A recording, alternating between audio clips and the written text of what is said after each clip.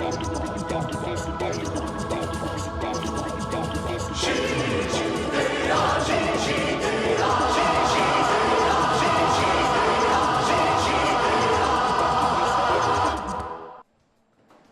bien, bonjour à tous, c'est Jackie qui vous présente le 1310e JJDA depuis le début de l'histoire de l'humanité.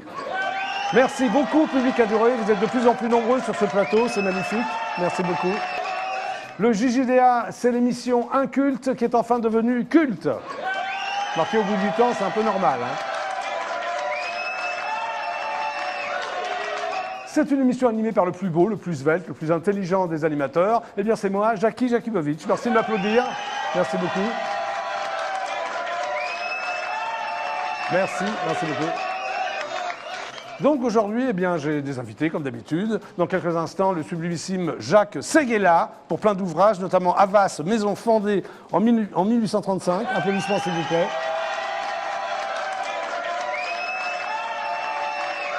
Après, on viendra me parler de la fabrique de Kéros. Hop là, tout de suite après la pub. Et je terminerai par un groupe de rock'n'roll, Voyage au pays des vivants. Tout un programme.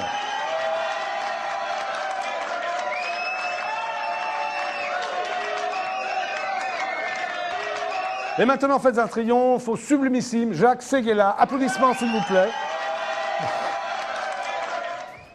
J'arrive, hein, Jacques. Bonjour. Bonjour, alors c'est Elsa Popine qui traverse l'écran comme ça. Oui, c'est Elsa Popine. J'aime, c'est... Hein, c'est un côté... Voilà, c'est référence inculte. Ah oui, c'est l'émission inculte qui est enfin devenue culte. Devenue culte. Voilà. Est-ce que c'est bien comme slogan, toi qui connais bien le slogan? Tu sais qu'à partir de demain, je suis juré du Festival des films cultes, organisé par Carzero. Ah oui, absolument. C'est où? C'est à Trouville? À Trouville. Oui. Et donc, il a que des jurés farfelus. Je suis très heureux d'être là. Oui. Et donc, d'inculte, je deviens culte. Voilà. Le temps du festival, parce que moi, je reprends mon inculture. Hein. Mais non, tu es culte, Jacques. Oui. Donc, tu sors... Enfin, tu as sorti plein de bouquins, mais celui-là est magnifique. Oui. Donc, ça s'appelle Havas, maison fondée en 1835. C'est mon plus beau livre parce que le livre de mon arrière-grand-père, puisque Havas a été créé par l'inventeur de la publicité.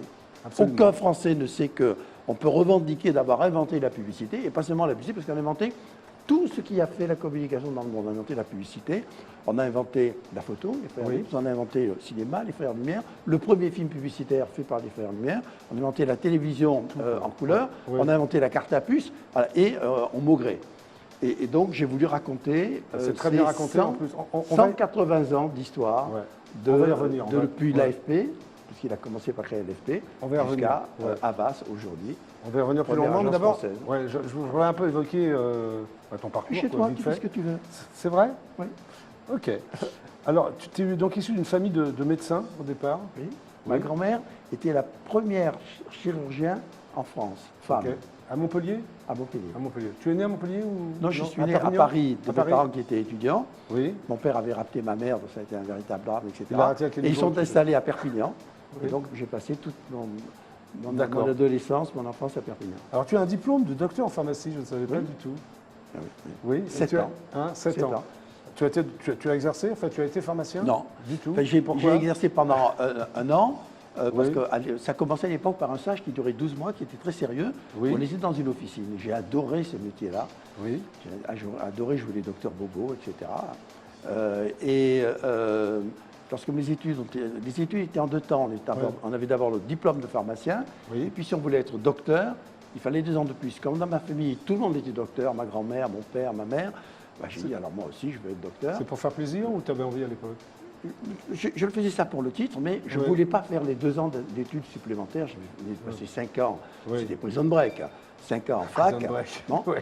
J'ai eu l'idée, avec mon copain de toujours, Jean-Claude Bonneau, de partir faire le premier tour du monde d'une voiture en 2 chevaux, en faisant ma thèse sur les marchés des plantes médicinales dans le monde. D'accord. Et ça a duré 2 ans. Ça a duré 2 ans. Et tu as appris plein de choses. Est-ce que ça t'a servi ensuite, le fait d'avoir fait pharmacien, tout ça Pharmacien, ça ne m'a pas vraiment servi. Ça peut, je pense que comme j'étais un peu fou, j'étais le plus... Moi, je suis dans le Guinness Book des records, j'ai mis 8 fois à passer mes bacs. 8 fois. Enfin, n'écoutez pas, vous allez le passer demain. Maintenant, on le donne à tout le monde. Non, À l'époque, on ne donnait pas tout le monde la preuve. 8 fois. La philo, c'est aujourd'hui. 8 fois, c'est les bacs. Oui. Donc 4 fois pour le premier, 4 fois pour le second tour. Oui. Et puis, de cancre, je suis devenu un bon élève et major en pharmacie. J'ai adoré ce métier-là. Mais j'ai été détourné de la pharmacie par... Les filles? Pas du tout, par Paris Match. Ah oui, alors on va y venir à ça. Oui, tu as été donc... je voulais aussi parler de ton père qui voulait te destiner à la chirurgie. Pour quelle raison? Parce qu'il était radiologue et il trouvait que le plus beau métier du monde, c'est de sauver des gens et que les radiologues ne sauvent rien, mais enfin, c'est eux qui permettent qu'on les sauve derrière. Et que le chirurgien, c'est lui qui a le geste. Donc ça, tu ne l'as pas fait du tout? Ça, je ne l'ai pas fait du tout, puisque quand je suis revenu de mon tour du monde, Citroën m'a dit il faut écrire un livre.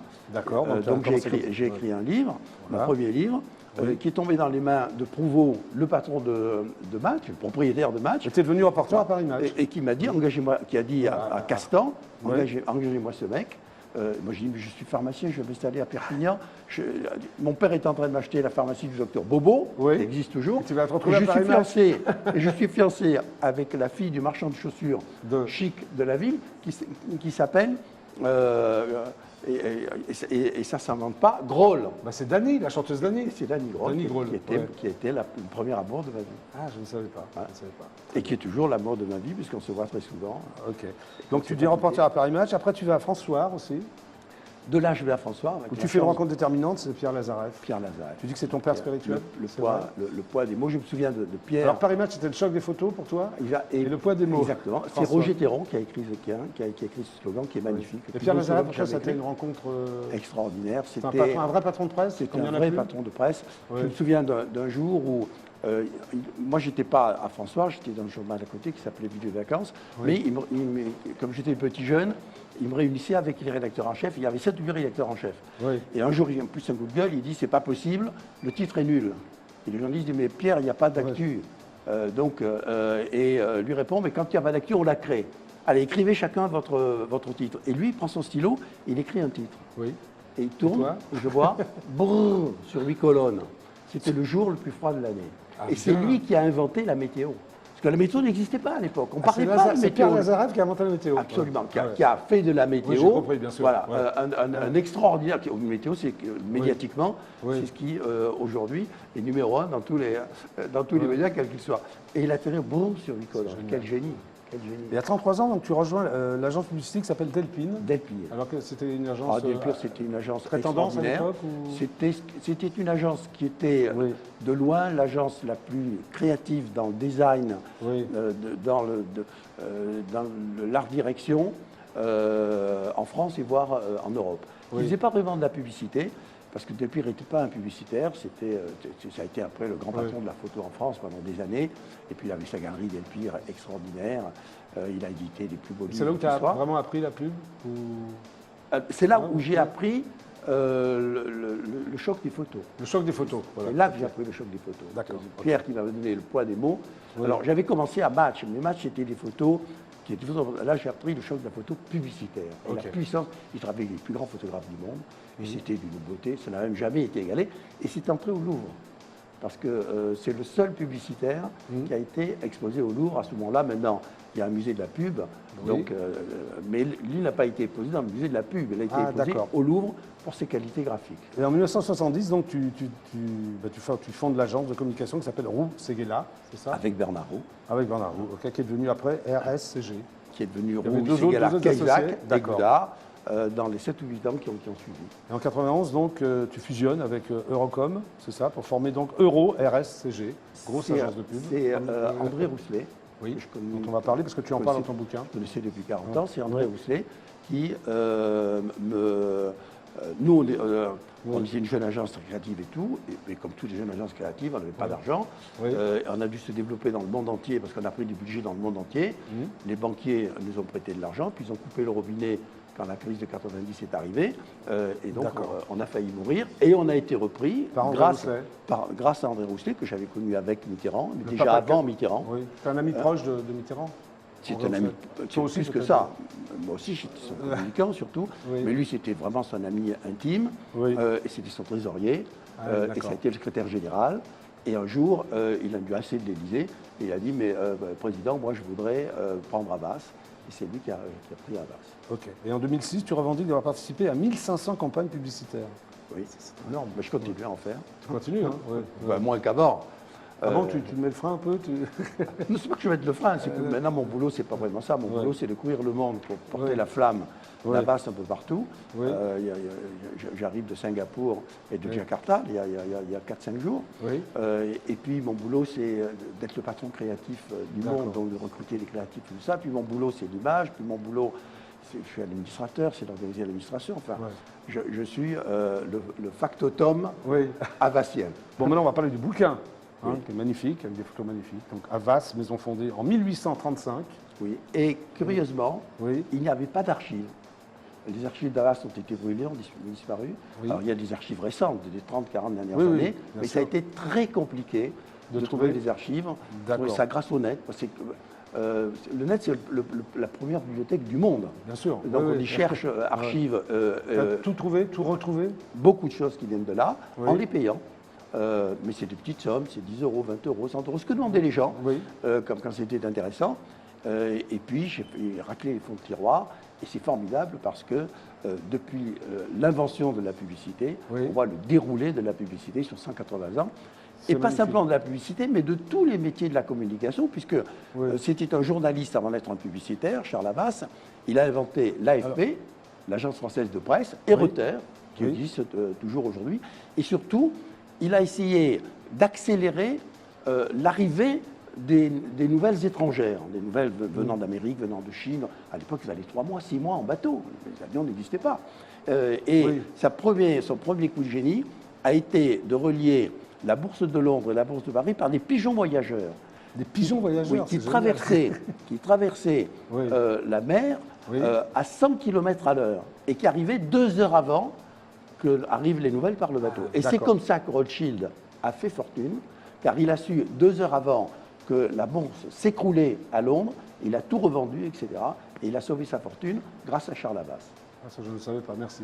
Donc, il y a des chapitres, on va les prendre. Il y a 10 chapitres. Oui, il y a les 10 hommes qui ont fait Havas. Alors, pour le chapitre s'appelle Le Grain, parce que les chapitres ont des noms. Le Grain, c'est donc Charles-Louis Havas. A planté le grain de la publicité. PDG donc de 1835 à une forêt universelle. D'accord, c'est donc le géniteur, c'est ça? C'est le géniteur. Ok.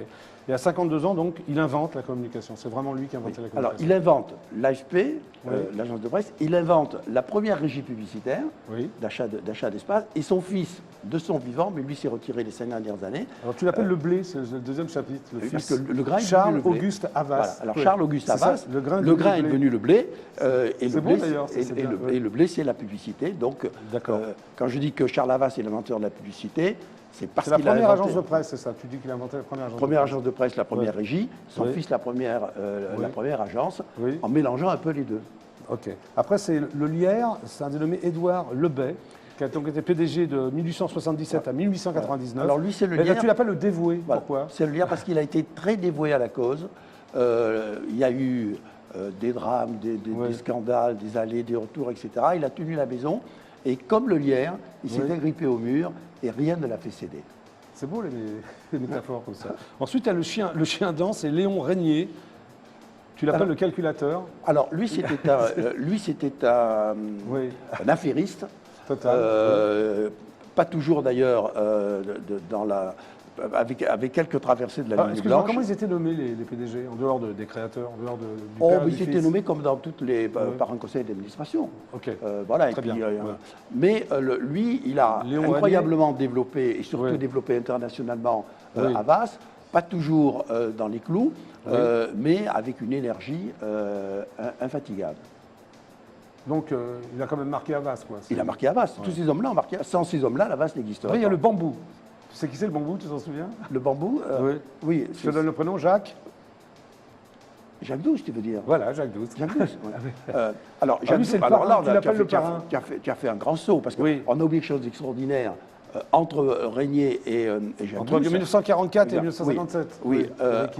En 1940, les Allemands s'emparent d'Havas les créatifs quittent Havas pour Londres, et ce sont eux, les créatifs d'Havas, qui créent Radio Londres.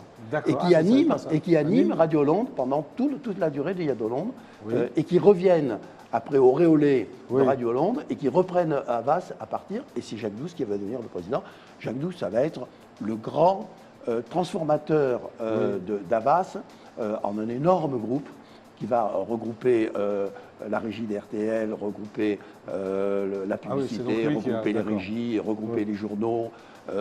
Et c'est lui qui va développer formidablement Havas, et c'est le père fondateur, refondateur après la guerre, qui s'appelle le parrain, parce qu'il était le parrain de tout ça, il était respecté.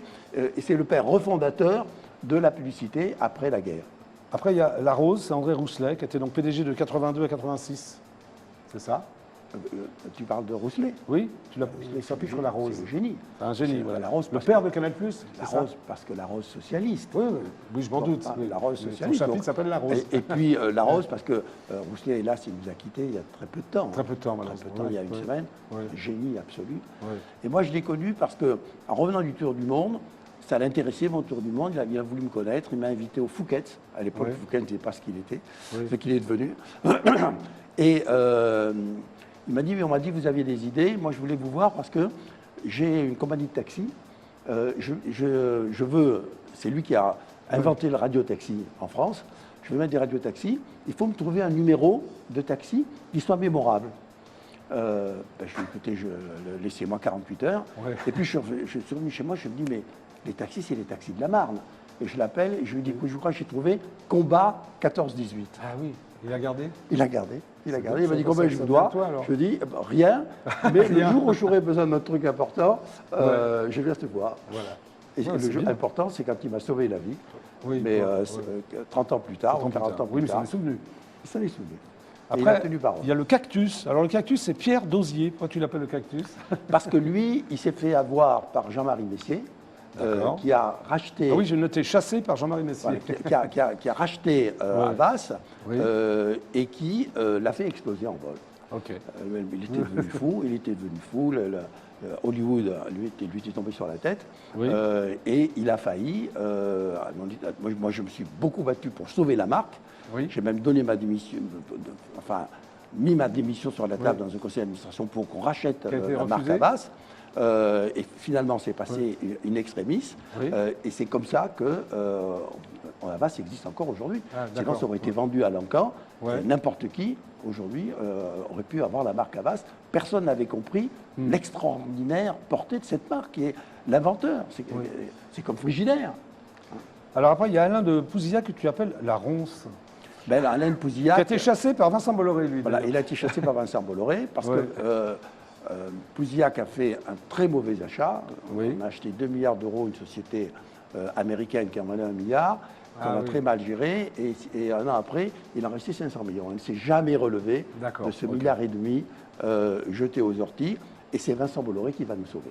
Voilà, donc Vincent Bolloré que tu appelles le chêne. C'est le chêne parce que... PDG de 2005 à 2013. Parce que c'est le sauveur, d'ailleurs, tu l'appelles le sauveur. Parce que sans lui, on était en faillite. Et sans lui, on allait être vendu à un groupe américain, le WPP, qui est qui a été créé par Martin Sorel. Et moi, toute ma vie, mon combat professionnel a été de faire rayonner la publicité française dans le monde. J'allais pas, j'avais 72 ans, j'allais pas à 72 ans me mettre sous les ordres d'un Américain pour glorifier la publicité américaine, les roast beef chez eux. D'accord. Et le dernier, c'est donc le fils de Vincent Bolloré, c'est le fils Yannick Bolloré. Yannick Bolloré, qui vient d'arriver depuis 3 ans. Il est arrivé à l'âge du Christ. 33 ans, il devient. C'est très jeune.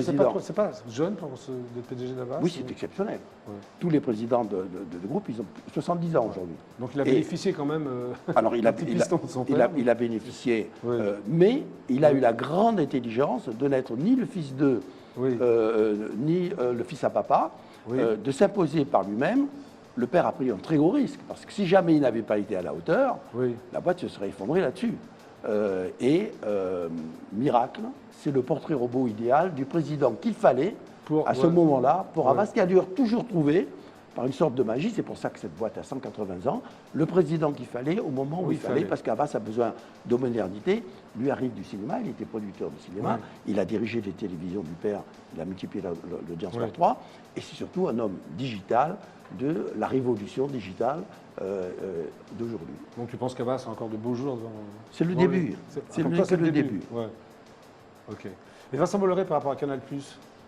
Vincent Bolloré par rapport à Canal+, sa stratégie...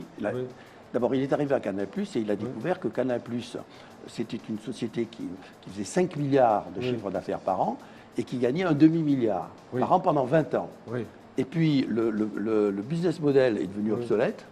Ils ne s'en sont pas rendus compte.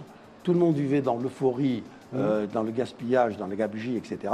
Et ils ont commencé par faire 100 millions de dettes une année, puis 200 millions l'année d'après, puis 300 millions l'année d'après. Lui, quand il est arrivé, et cette année, il va y avoir 400 millions de dettes. Lui, comme c'est un énorme, incroyable manager et un grand financier, il a dit ça suffit, maintenant on va remettre de l'ordre. Il remet de l'ordre, il ne plaît pas à tout le monde. Et puis, il n'a pas, il ne veut pas faire une télévision normale, avec du clair. Il ne veut qu'être encrypté parce qu'il veut faire les télévisions de demain, qui sont des télévisions cryptées, qui sont des télévisions de contenu. Et il veut la faire au départ de la Pologne, parce qu'Canal+ est en Pologne, jusqu'en Afrique, et peut-être même en Amérique du Sud, avec la première chaîne qui sera trans-européenne, africaine, sud-américaine. D'accord. Merci, Jacques. C'est de nos JJDA. Donc ça s'appelle Havas Maison Fondée en 1835. C'est magnifique. Absolument. Magnifique. Moi, je me suis régalé. Les photos sont Et sur les papiers à lettres, de cette agence qui est aujourd'hui la plus ancienne du monde, mais avec le patron le plus jeune du monde, il y a écrit Maison Fondée en 1837. Alors tu as fait 1500 campagnes publicitaires. Oui. Est-ce que ça t'est déjà arrivé dans une émission de lancer une pub, de lancer la pub? Bien sûr. Bien sûr. Tu veux la lancer avec moi? Absolument. Non, mais il faut aller là-bas. Oui. Parce que j'ai un panneau pub. Voilà. Hein, voilà. Regarde. Parce que JJA, tu vois, c'est... Très bien.